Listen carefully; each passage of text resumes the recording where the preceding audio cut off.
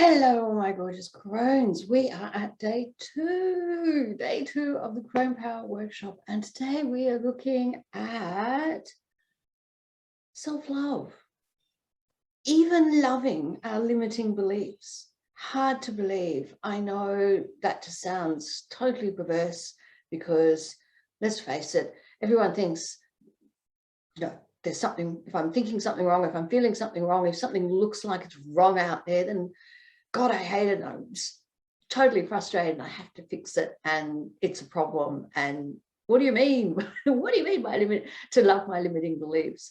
Well, we're going to be talking about that. So who is here today? Now, yesterday, beautiful Hannah. Thank you, Hannah. Hannah joined me for day one.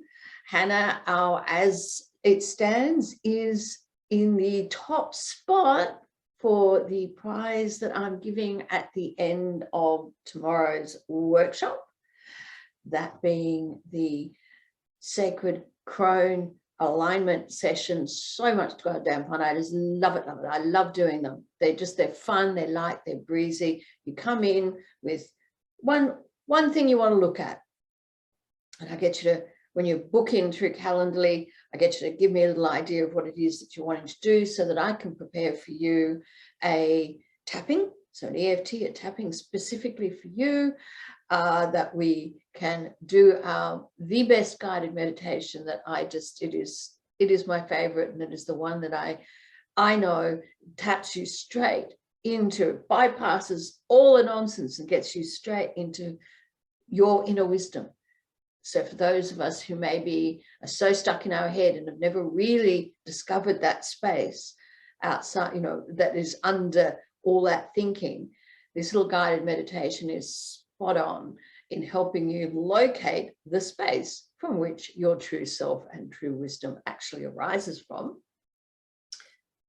And then I do an oracle pull for you, a card pull with a mini awaken lesson. Now, I will totally preface right now, my intuitive card pulls have got nothing to do with fortune telling. I am not claiming any such thing. I am not claiming to be, though I do know from Friday's near-death experience, I clearly have a spirit tribe. They're protecting me. We all do. But I'm not claiming any of that sort of stuff or any kind of fortune telling. I love an oracle as a tool to tap in and listen to our inner wisdom.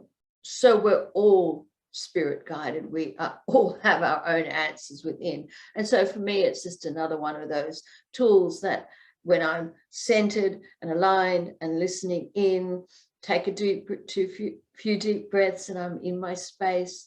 For me, what the card pull does is it's an inspiration to investigate the joy, to investigate how to get to the joy that is already ours to begin with, but that maybe we're just not paying attention to it.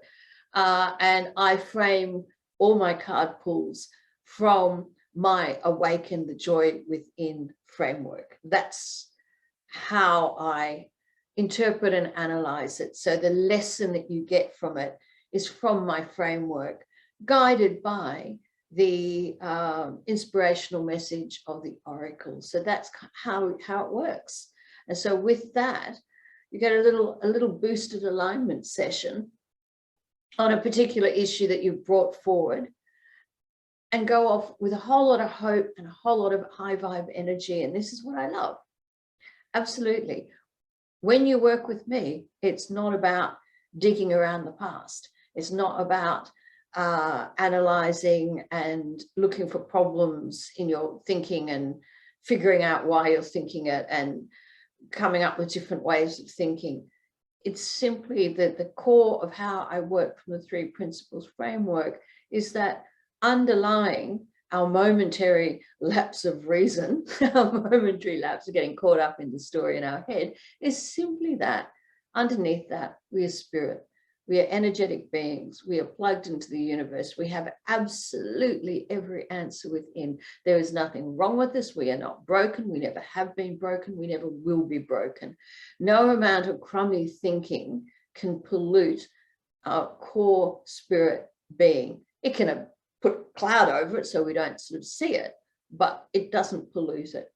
And so fundamentally at our core, we are joy, we are love, unconditional love, we are vibrant, infinite, limitless, all the rest of it, all the good stuff. And it's only that we get trapped in some thinking that sees itself, that part of self, the ego self, as separate to the life, the universe and everything, and categorizes everything, because that's how the brain functions. See, we are spirit beings, but we are encased in this physical vehicle, and this physical vehicle has operating instructions, and some of that is the way the brain works. The brain indeed does categorize. Something is short compared to something that's tall. Something is not inherently short, but it's short compared to something. And that short thing may then be tall compared to the next thing. Our brain goes about doing that. That's how it goes about sifting and creating understanding of the world around us. Then we perceive and think about it and tell ourselves a story about it. None of us are seeing actual reality as an independent object. It's all through our thinking. We perceive, we are thinking the world into creation. So what has all this got to do with loving your limiting beliefs and loving yourself despite limiting beliefs?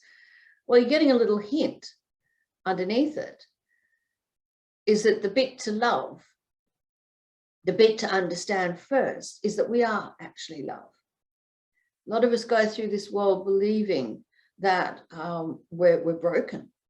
And that's coming from both from psychology as well as some of the major religions. Unfortunately, you know, a lot of us have, if we've not been raised as Christians, we've been influenced by Christianity. And unfortunately, Christianity in its original sin notion, this notion that you are born somehow faulty, and this is not a cool thing. We're not born faulty. Our soul is not, our spirit, our energetic being, or however you want to label that, is perfect.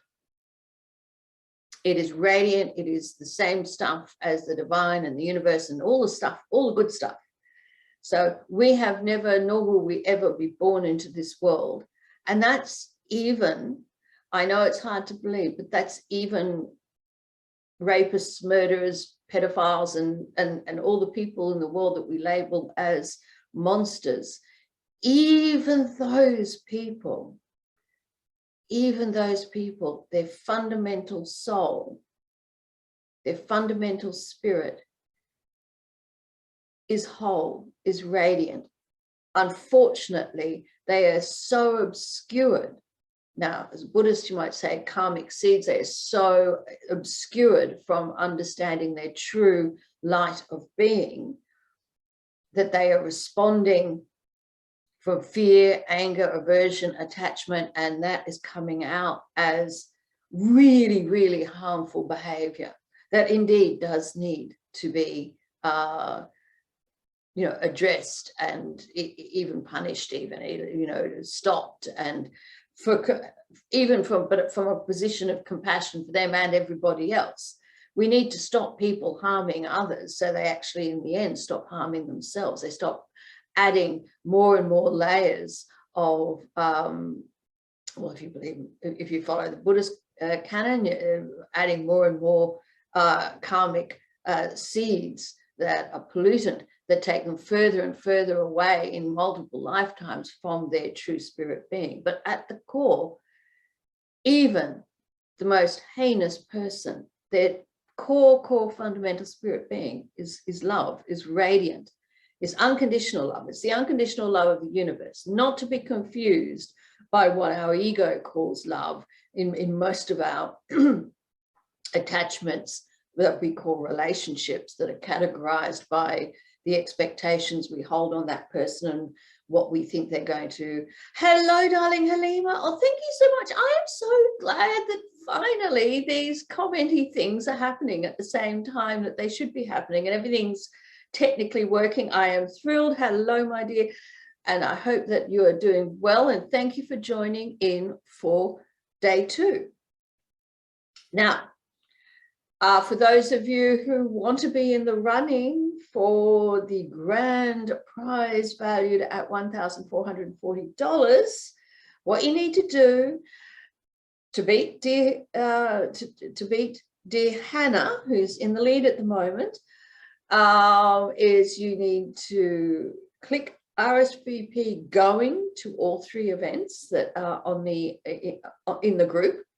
So the 3-day events, click going. Even if you don't think you're going to show up live, still click going. So I know that you saw it and that you were thinking about it and interested in wanting to know.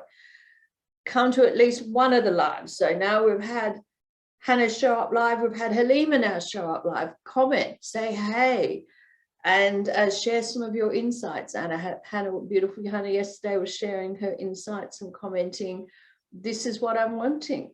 And the one who has done the most, who's engaged the most, gets the prize at the end of the workshop. Yay! So that's one more day, but tomorrow is the last day, so it's not too late. Now, so yes, so even if the most heinous person in the world, the most vile, you know, the Hitlers of this world, even them, even deep down within their being, they are a spirit being that is plugged into the universe, and their spirit core high self being is unconditional love, limitless abundance, radiance, and all the good stuff. So on that level alone, just knowing that about ourselves, that truth of our being, that's enough to love ourselves. Why people don't is because they don't realize that. And so the Hitlers of this world, they behave the way they behave because they are responding to the story in their head. They are responding to a story that tells them that the world is evil, that the world is not giving them what they want, that people aren't giving them what they want. They tell themselves that they are lacking whatever it is that they want. Fundamentally, at some level, even if they're what we would consider, you know, pathologically narcissistic kind of thing, even if, you know, you were to say, do you like yourself, they'd probably say they would. But we do know that when people act in such arrogant, harsh, uncaring ways, that really deep down, it's from insecurity, it's from fear. It's a deep-seated belief of not having enough. The world is limited. People, there's something wrong with them. There's, you know, there's something to fight. There's defensiveness. There's judgment, and all the rest of it. For all of us, whenever, whatever level, whether we're at really, really hideous Hitler levels or whether we are just in our daily life, finding ourselves, you know, not responding in the best possible way to ourselves or to other people in our lives, it's not because we are fundamentally flawed. It is not because we're broken. There's nothing that needs fixing. It's just that we are temporarily out of awareness of our true nature, and we're caught up in the story in our head. And this is the case with everything in our life that we've perceived as being a mistake. And so when I promoted the analogy I gave when I promoted today's workshop was indeed the lessons I learned from 2 toxic marriages, walking myself into 2 of them. And so the aftermath of getting out of them, yay, and getting myself to safety, yay, and rebuilding my life again, yay, but it took some time. Yes, indeed, Halima, lovely. It is so beautiful feeling when we feel that unconditional love from inside. Exactly. And pardon me, gotta have my water. Thank you. Yeah, and I think this, I actually started by saying earlier that, and I didn't finish what I was saying on that because totally off the cuff. Part of the way I work now is, look, Ma, no notes. So I speak from my inner wisdom, not from my intellect, which sometimes means that, yeah, we'll start a story and go off and be guided by wisdom down another path. And, you know, that's just the way it is. And that's cool. We all get back to the center in the end. But it is so liberating knowing that we are indeed at our core being unconditional love, radiance, limitless abundance, all the good stuff. That is the nature of the universe.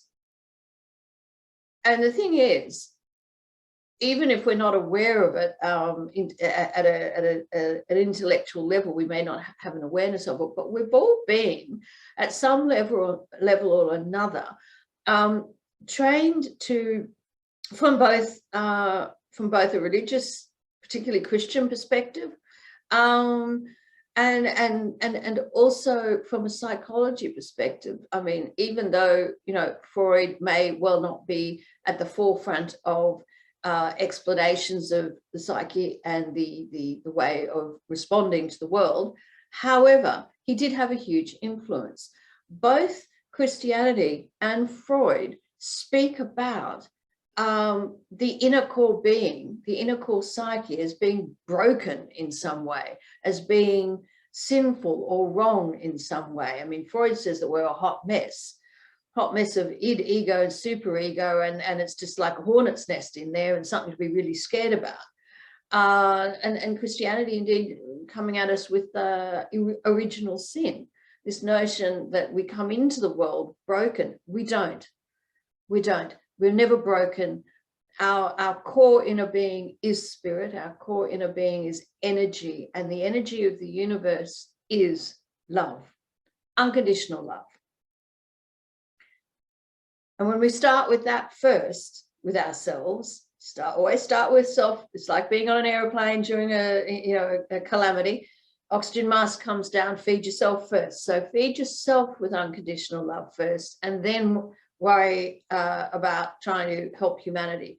Because to be quite honest, if you don't feed yourself first with the self-love, then you are going to be looking out at the world from a space of separateness and lack and fear and categorizing and defensiveness and judgment. So the way to show up in your relationships that you may well be labeling as difficult at the moment, the way to show up in them in a very different way is to tap into what is already within you, what is real. The real that's in you is your spirit being. And that, just knowing that, I mean, you don't have to do anything with that. It's just the realization of that. From that, loving oneself just becomes a byproduct. I mean, you can't help but to love and take care of yourself. You can't help but, when you know that you're not broken and there's no problem and there's nothing to be fixing, suddenly some of those things out there in our world that we do that may well need a practical solution to it.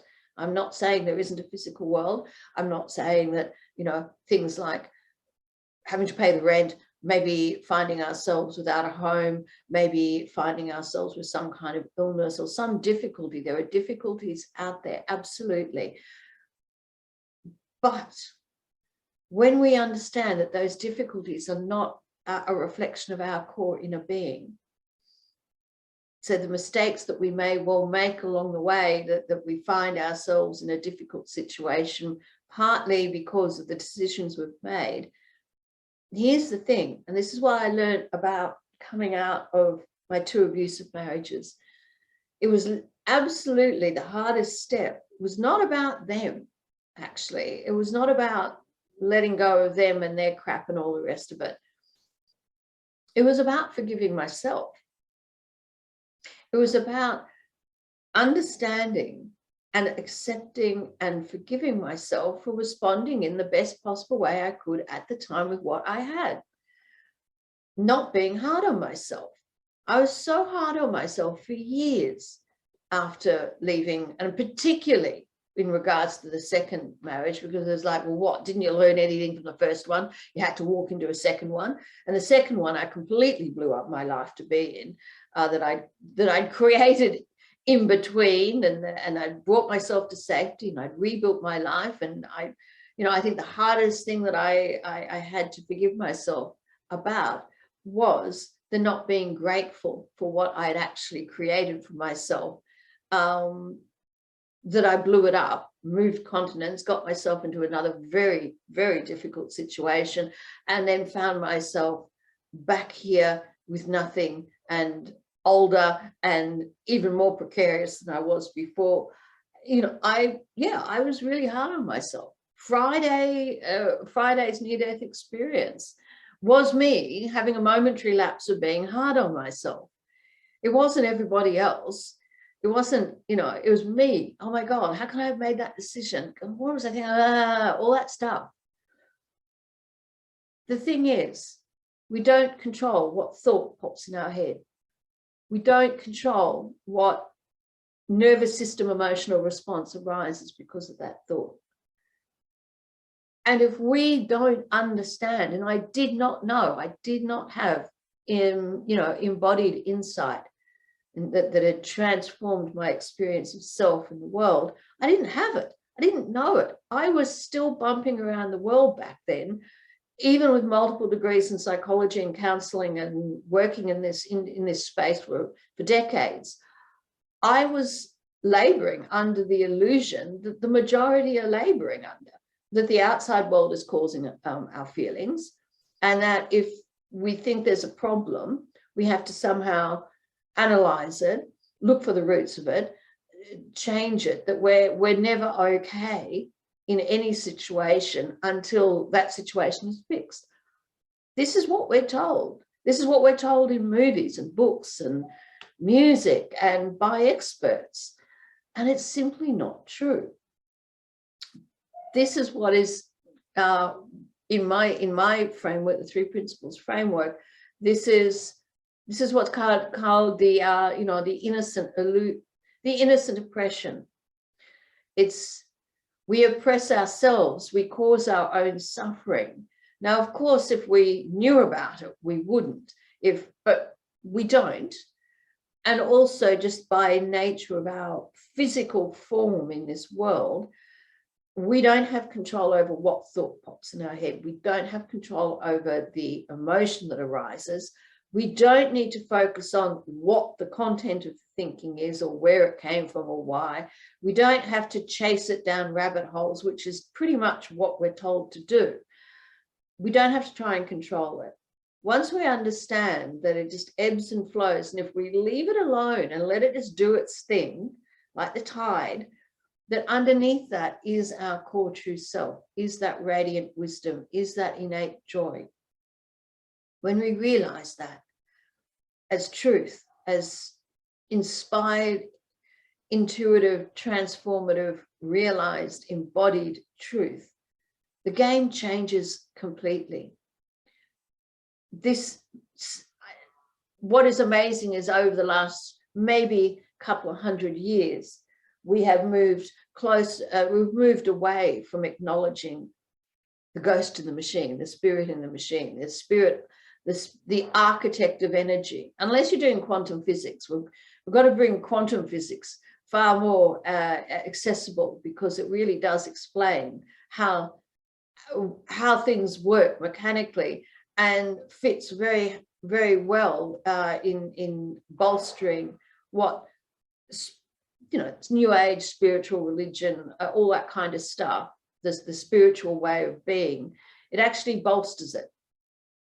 But most of us, just in normal life, we've just been told to believe the physical. So what's measurable is the truth. And in the brain biosciences and psychology, they ripped out the sacred from the understanding, the spirit from everything very early on in order to be considered an empirical science. And so the problem then we have, particularly with sort of say cognitive behavioral or NLP or other kinds of narrative modalities, is that if you do not acknowledge the spirit underneath it all, then it's actually quite nihilistic. It's quite depressing, because the truth of the matter is you can't control thought. No amount of analyzing, tweaking it, moving it this way, moving it that way is ever going to make you feel okay.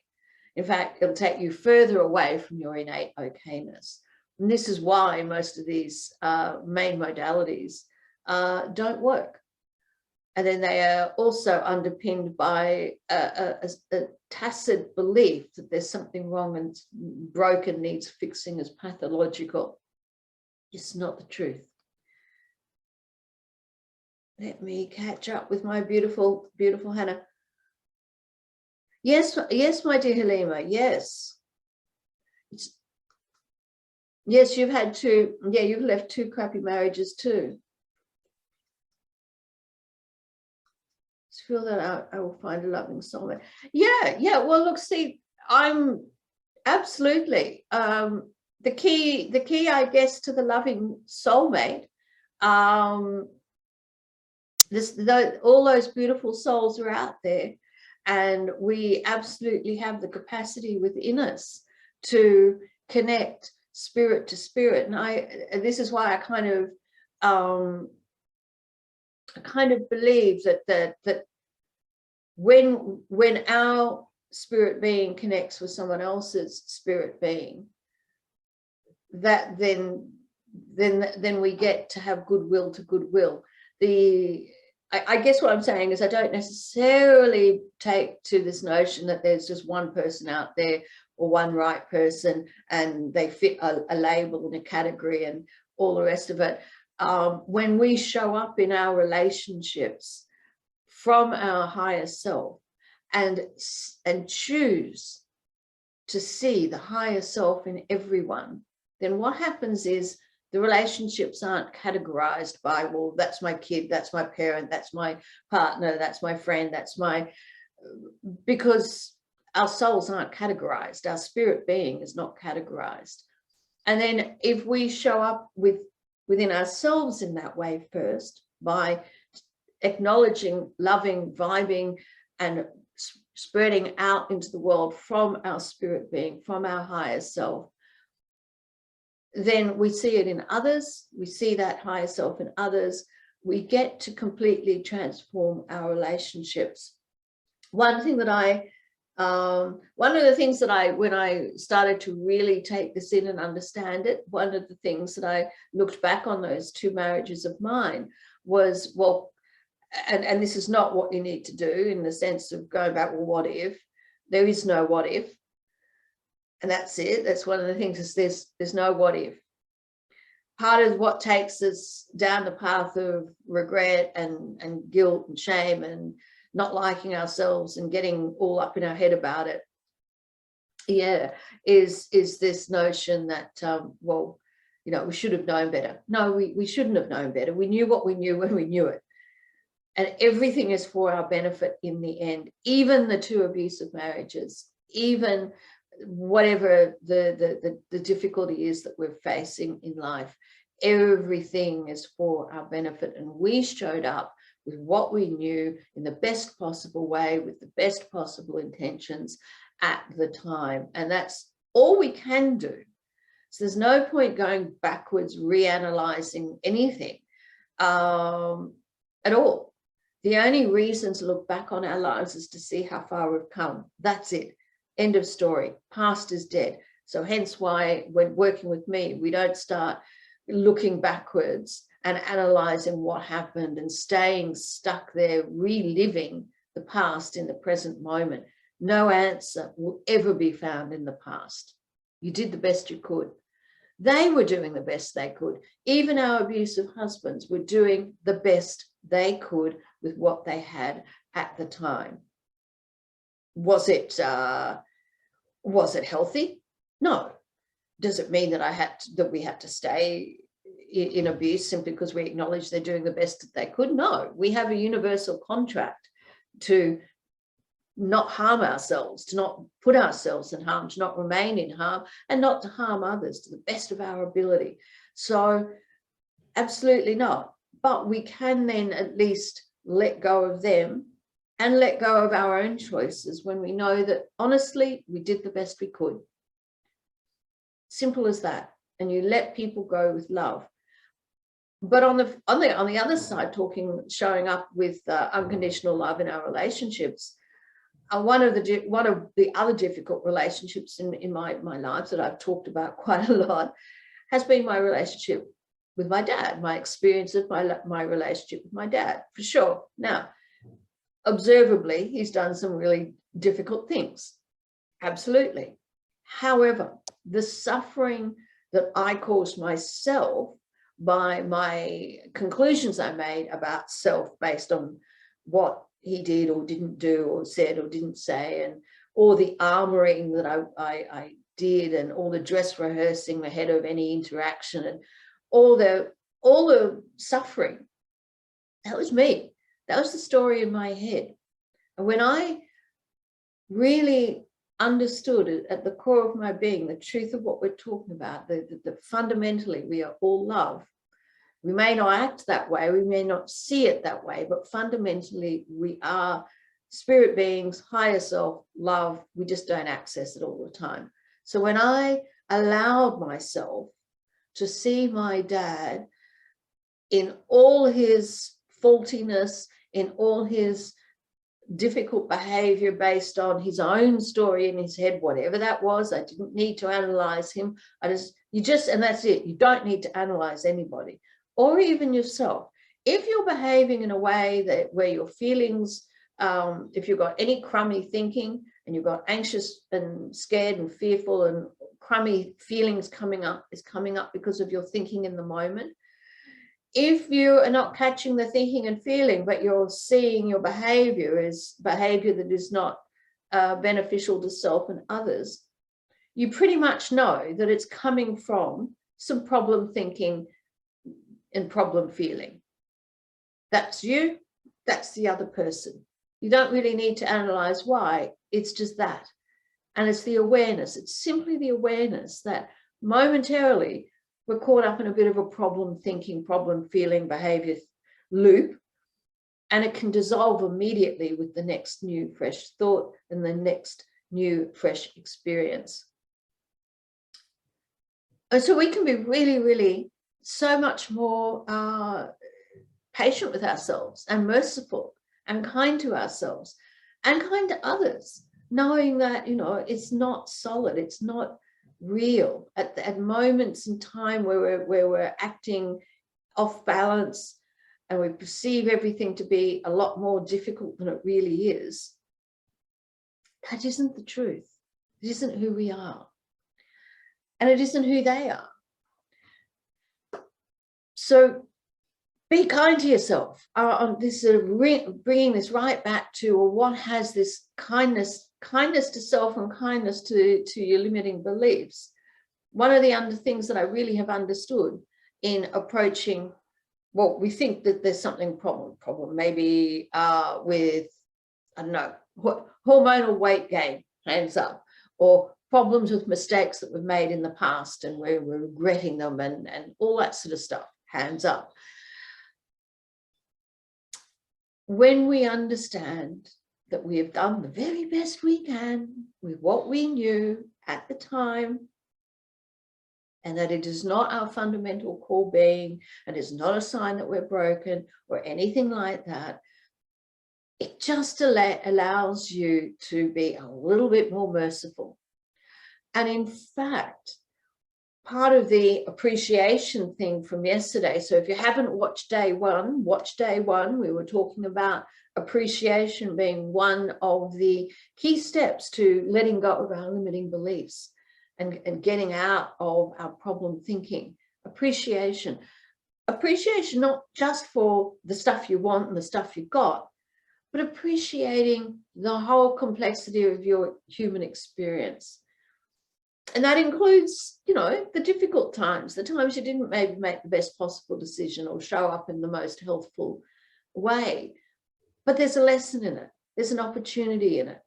And everything ultimately is for our benefit, even if we can't see it, even if it's not immediate, even if we never actually see it, because again, quantum physics and stuff like that, there are levels and levels and levels of planes of existence. So we may well do something in this plane of existence, and it may well not work out the way we want. And we may never understand how or why it happened in the way it did. But fundamentally understand that the universe is always got our back. It's always for our benefit. If we don't witness it, this plane of existence, it's probably had a ripple effect elsewhere. This is the absolute miracle of existence in general. There's so much more than what we physically can touch. And reality is not what we physically can touch and tell ourselves about. Reality is energetic at levels and interplays with us at levels that we can't see, can't smell, and can't taste, and all the rest of it. So be actually actively thankful for some of the crappy things in life, the decisions we've made that got us, you know, down a wrong path. As Esther Hicks, I absolutely love my Esther Hicks. I start my day with many of her YouTube videos, particularly the animated ones where we're just talking about the psyche and the universe and how it all works. The shitty stuff in life, you know, the times we've made mistakes, the times we've gone off kilter, the times we've gone caught in our head and believing the story in our head and placing a whole lot of importance about the emotion that arises because of that thinking, but thinking that emotion is telling us something about ourselves and the outside world, and getting all caught on that in that way of existence. It's contrast. We need contrast. We live in a world of we live in this physical plane through contrast. As I was saying before, the brain works. Short is short compared to something bigger. It's how that works. And so when we have the contrast of, which again, my Friday evening's near-death experience in the bathroom, total contrast. I had spent the whole day in my head going over and over and over with all the crappy thinking that I was having and all the regrets about, oh God, you know, how I let go of that wonderful life I'd started building for myself in between the both marriages. And I was picking at that scab. I was rubbing salt in the wound. It was full on. I spent the whole day really, really just going deep in that, and it looked so real. Even so, I had enough awareness that, okay, maybe I'll have a nice little mistake in thinking. We might get ourselves caught up in a bit of problem thinking, and then we look outside for a solution to it. If I do something, then I'll be better, I'll be fixed, for me, that was, let's have a lovely bath. But I ended up just stewing in my bath, still in my thinking. And then the accident happened and I nearly died, literally nearly died, saved by my angels and spirit beings from that, absolutely without a doubt in my mind. And then seeing the absolute contrast between the truth of existence, that we are all protected, that everything is for our benefit, everything is radiant, everything is love, everything is abundant, and it's only our stinking thinking that says otherwise. That was such a contrast moment, and not a contrast moment just at an intellectual level. I think, and here is where the transformation happens. This is how we communicate. We speak words and it hits us at a head level. But the transformation that happens where we have actual insight, realize, like every fiber in your being, every cell, it's like you feel it from the ground up. this is not about intellect. So I intellectually understood this. I theoretically and abstractly understood it, and understood it for quite some time, decades even. But the penny bloody dropped last Friday. And it was like a bell that was, you know, the bell rings, you can't unring it. The light switched on, that's it. I at fundamental core levels saw something that I never saw before. And this is the kind of insights and transformation that working with me and within the AWAKEN framework and the three principles paradigm, this is what we're aiming for. It can happen instantly. It can happen over time. It's not something you have to chase though, because it will happen. All little pieces of the puzzle will all fit together at some point, and bang, you have an insight that is just unshakable after that.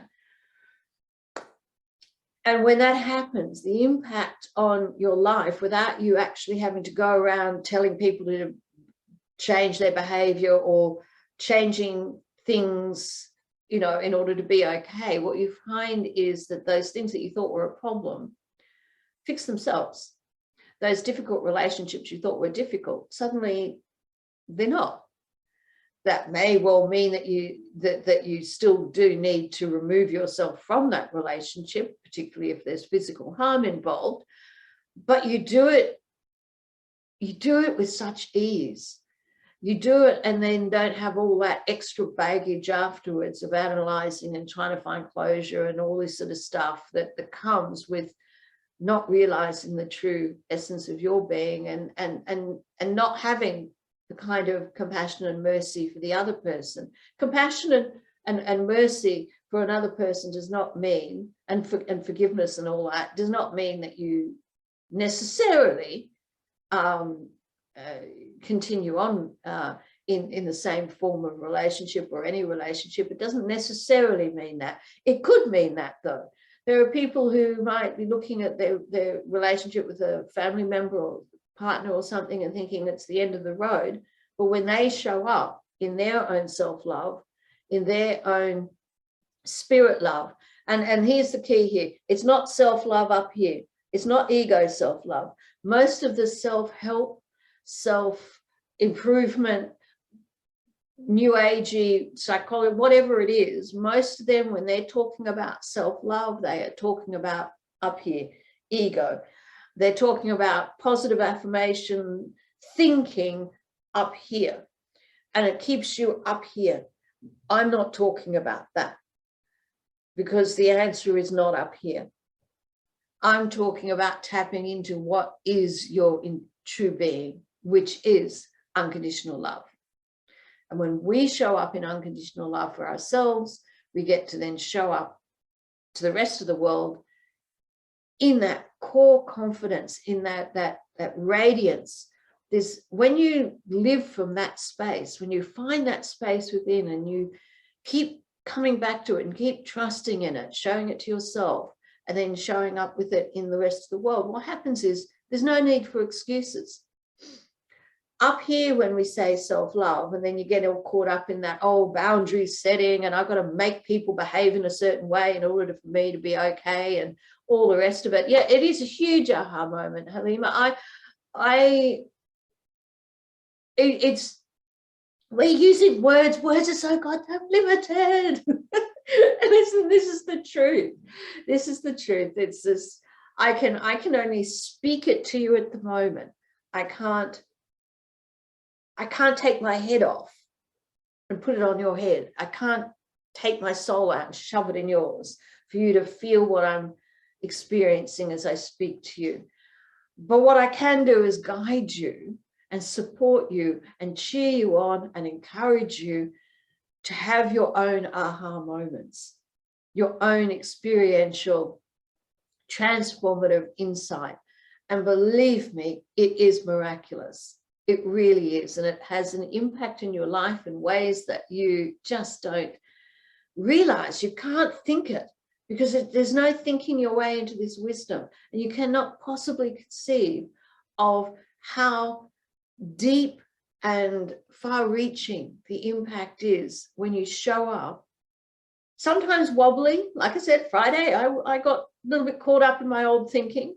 So it's not about, and this is it, love your wobbly thinking too. It's all part and part of the experience. The minute we start having aversion and hating on some aspect of our experience, temporary as it may be, then we just add layer and layer of obscuration from true self. So yeah, I love the fact that I got caught up in my crappy thinking momentarily on Friday to really show the stark contrast between what is illusion and what is truth. And why all this is fundamentally, the base of all this is joy. I'm not going to ever talk pain points ever again.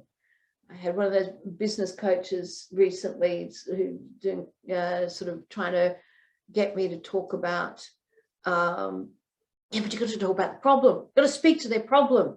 No, I'm never going to do that again. I'm not going to. I'm going to speak to your higher self. I'm going to speak to that potential in you that is already there. It's not potential that you have to do something to create. The potential is that it is already there. The potential is that you will see it, not see it, but see it and respond in kind to it. And just this enthusiasm I have now about myself, about my life, even though, yeah, all the outer markers of success aren't there yet. So if I were to believe that joy and happiness came from an Instagram perfect life with the Instagram perfect body, lifestyle, bank account, partner, and all the rest of it, yeah, well, no, I better get off camera now and stop talking to you. I'm not selling you that. I'm not promising you that. It's not about outcome. It may well be what you want, and it may well be on the cards for you. I mean, the universe is abundant and limitless. We can have it all if we want, but that's not what the goal is. The goal for me in guiding you is to your innate wisdom, is to your innate joy. What flows on from that is completely up to you, and completely up to your co-creation with divine source, whatever it is that you want to call it. So I can finally throw off in my own life any imposter syndrome that, oh, well, look, how could you be coaching on joy and love and abundance and all that if you don't have 10K daily in your bank account, and don't have 1,000,001 clients, and don't have the mansion in every continent, and don't have the skinny body, and don't have the soulmate, because it's not about that. It's not about that. So again, this sort of result, you've got to be results driven. You've got to promise them 10K. No, well, I'm not promising anything like that. What I am promising you, however, is that no matter what is going on in your life, when you show up in your authentic, true wisdom self, what you've considered to be up here in your head, the biggest problem in the world and the greatest source of your suffering, it just won't be. It just won't be. And some of those relationships that you think that you need to cut off and block and loads of forcing boundaries, they won't be like that either. And you actually don't need to set boundaries with yourself either when you are operating from your inner wisdom. Boundaries and stuff like that are only about your head level. And so if you're coming at self-love from here, from the ego thinking, yeah, you're going to get caught up in boundaries and all this sort of stuff. But I'm working with you at a completely different level. And I'm excited about that. And I'm enthusiastic about that. And I have so much faith in it because I know it works. And it will take effect and look whatever it looks like in your life. That's up to you and divine and all the rest of it. It may well show up as an Instagram perfect life. That's great. Brilliant. So Okay, that's our little nutshell. I know I've been chatting for a little bit longer than the 40 minutes that I put my timer on. What I want to do is give us a little tapping, because as I was saying yesterday, so do catch yesterday's, watch it, replay, hashtag replay, comment. For those of you who still want to be in the running for the $1,400 value prize that I will be giving away tomorrow, even if you didn't show up live, still comment on yesterday's, comment on today, still mark RSVP going on all 3 events to be in the running. Do your best to come live tomorrow. Tomorrow we will be doing how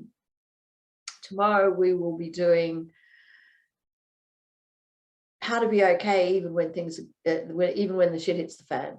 The good old equanimity. And it's true. You can be, it's the okayness has got nothing to do with the outside world. And I will be doing a guided meditation with you. You'll get a little taster of my absolute favorite go-to guided meditation on true self. And I will do a Awaken Oracle card pull, 1 card, 1 Oracle, mini Oracle lesson, Awaken lesson, for those who show up live. So if you want a card pull, you need to come live. That's tomorrow, 10 a.m. Australian Eastern Standard Time. Do catch all of this in replay. However, hashtag replay, share your comments, share your aha moments, please. I want to know. So we are going to do a very short, if you don't know what tapping is we start, underneath, nose, under the arm, back to the head, with some affirmations throughout. And what tapping is doing is it's tapping on the acupressure points, the meridian points. Meridians, acupressure, acupuncture, all from the same Eastern medicine worldview of energetic systems, because we are energetic beings in a physical body, and our energetic beings, our energy, life force, and indeed our physiological body and its systems, they interact. So this, absolutely swear by it. I love it. And so here's a very short tapping yourself into self-love. So let us sit up straight. Deep breath in. Hold, exhale through your mouth. Let's get another one in.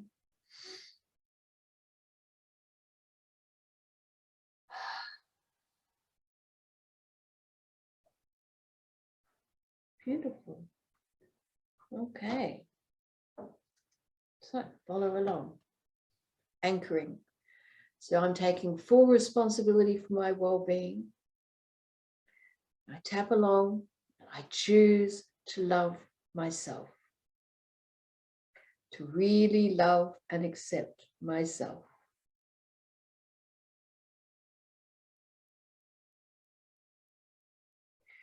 I choose to really love and honor myself.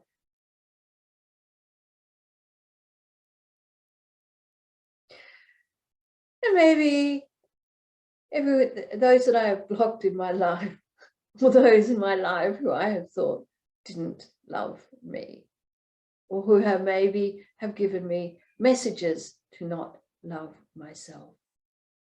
Maybe for all these reasons why I couldn't or shouldn't love myself, all that story that I've told myself, I better love that too. And in spite of it all, that I choose to really love myself. Deeply and completely love, honor, and accept myself.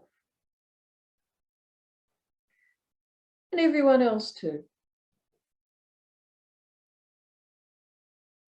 I choose to love myself. I choose to love myself.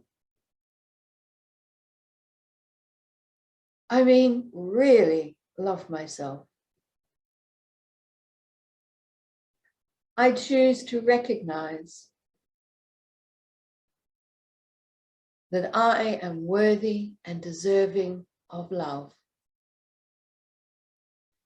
unconditionally. So I'm more than deserving of love right now.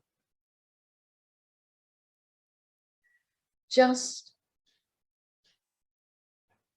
as I am in my current situation.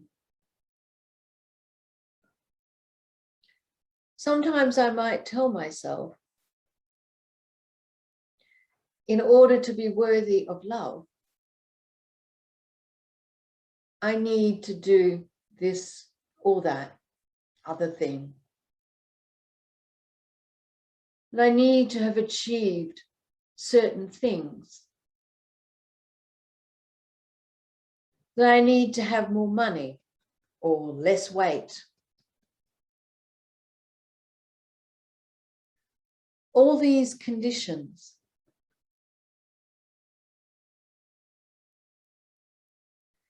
And I choose to let them go.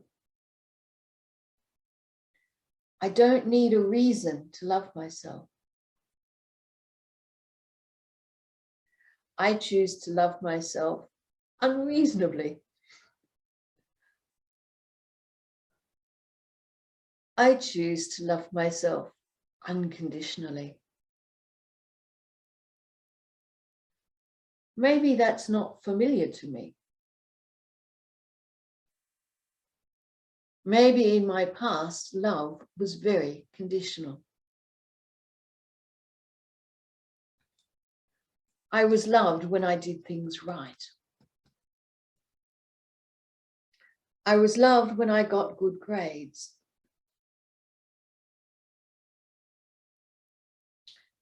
And maybe the impression I got was that when I wasn't doing so well, that I wasn't worthy of love.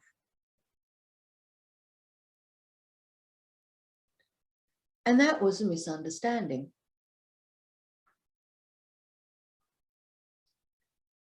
Because I am worthy of deserving of love. Totally and completely.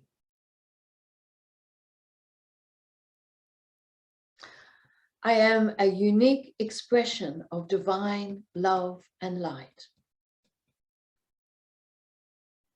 What's not to love? And all kinds of answers might be coming up.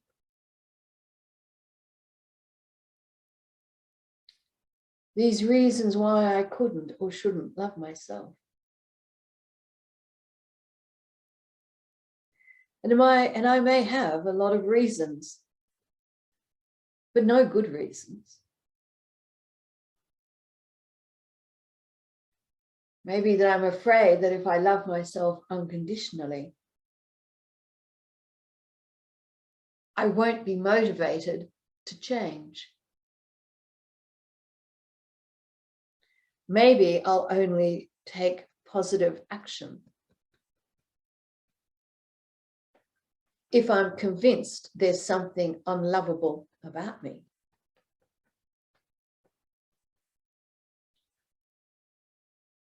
And I choose to clear that I'm not defined by any circumstances. My circumstances are the result of how I've been defining myself.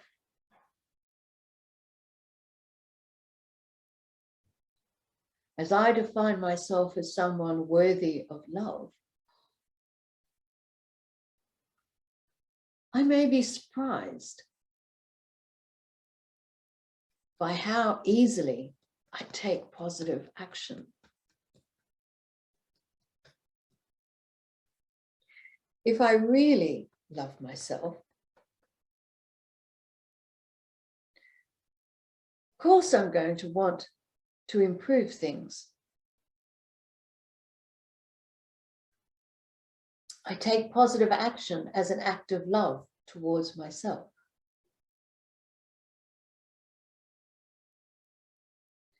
When I think of myself as unlovable, I'm actually less motivated to take care of myself. I deserve love. I deserve love unconditionally.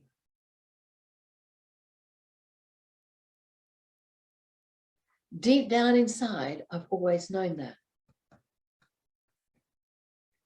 Now I'm allowing all of me to know that. I'm finally acknowledging the truth. I am worthy and deserving of love. And I'm not going to wait for external validation.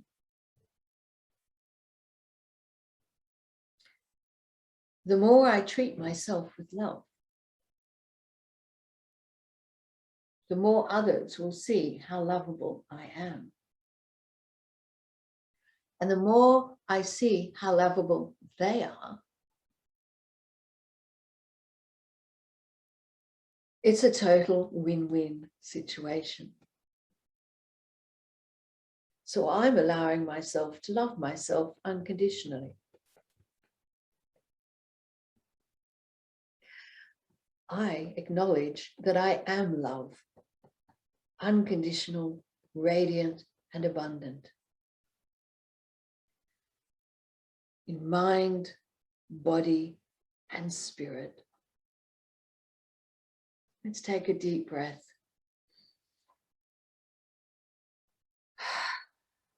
And exhale. All that thinking that you've been telling yourself that is getting in the way of you realizing your true, lovable self.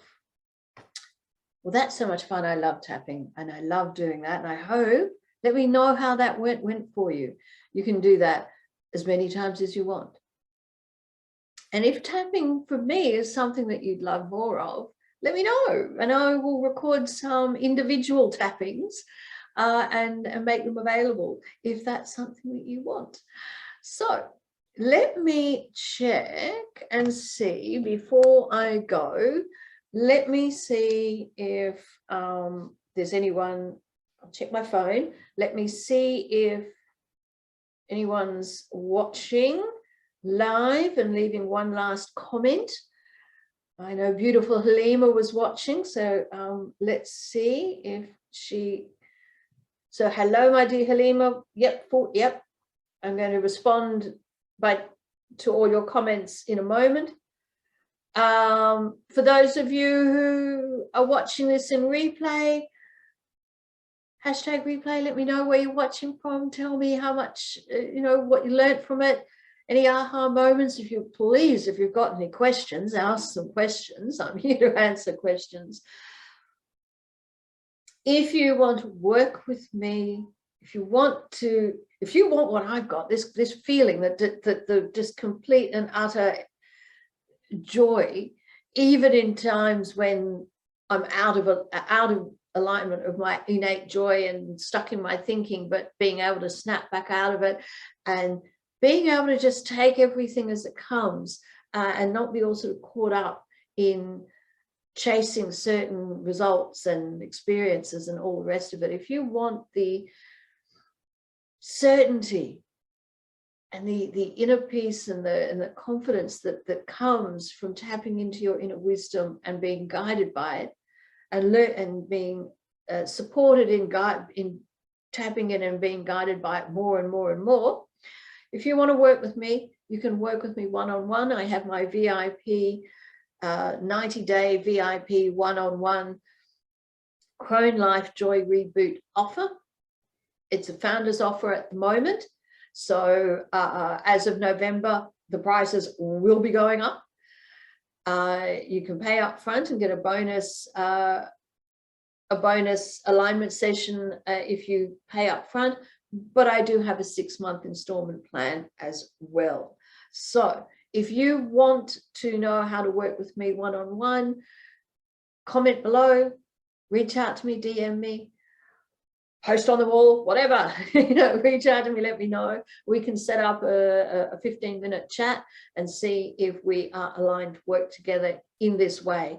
For those of you who maybe don't want to go diving in deep, I have my Dark Moon Crone Circle membership.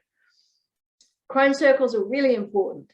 So women's circles in general, whatever it's for, but why a women's circle has such benefit and is so important, and particularly our Crone circle focused on tapping into our inner wisdom, countering all the negative crap out there about aging and aging bodies of women and all the shit that's out there that's telling us that we should think ourselves at loss and pathological and all the rest of it, which is not true.